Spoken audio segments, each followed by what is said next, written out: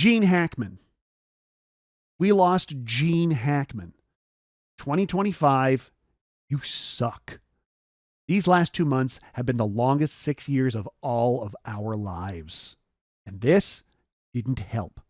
So what I'm going to do is I'm going to celebrate the life of the great actor Gene Hackman by telling you 5 of my favorite performances of his. So let's get going before I get cut off by the opening credits to Show and Tell with Eric.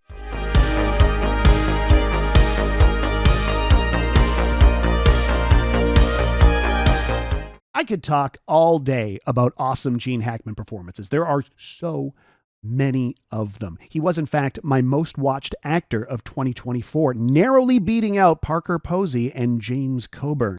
Anyway, here are 5 of my favorite Gene Hackman performances.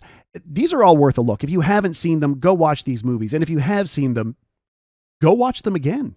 The Poseidon Adventure from 1972 is about a cruise ship that flips upside down in the ocean, and the only person that can get people to safety is Gene Hackman. And Gene Hackman does this by shouting. He just shouts them to safety like he's the fucking Dragonborn. Is it too early to swear? Next up, Night Moves from 1975. Hackman reunites with Bonnie and Clyde director Arthur Penn in this fantastic neo-noir detective story from the 1970s. And you know it's the 1970s because Gene Hackman eats fondue in bed. Get Shorty from 1995. Gene Hackman plays a movie producer in one of the most fun movies of the 1990s, and everybody's in it. John Travolta, Rene Russo, Danny DeVito, Dennis Farina, James Gandolfini, Bette Midler, David Paymer. That's where it feels appropriate to swear, right? Because, yeah. Also, it's Gene Hackman doing Elmore Leonard. Come on. Come on. If you were in your mid-20s in 2001, then The Royal Tenenbaums is probably your favorite Wes Anderson movie. I can't be alone in that, right?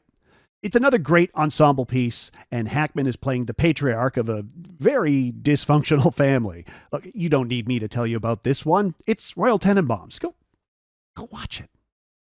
And finally, The Conversation from 1974. This feels like an obvious choice, I know, but to be fair, it is my favorite Gene Hackman performance, and it is my favorite Francis Ford Coppola movie. Sorry, Megalopolis. I don't know what to tell you. And bonus, Terry Garr is in it. Speaking of Terry Garr, we got to throw an honorable mention to Hackman's cameo in Young Frankenstein, right? Of course we do. It's Young Frankenstein.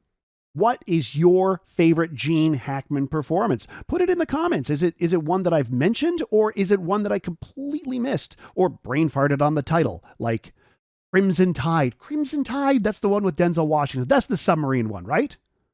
Put that in the comments. And don't forget to like and subscribe and do all that stuff. You know how it works. In the meantime, I will see you in the future.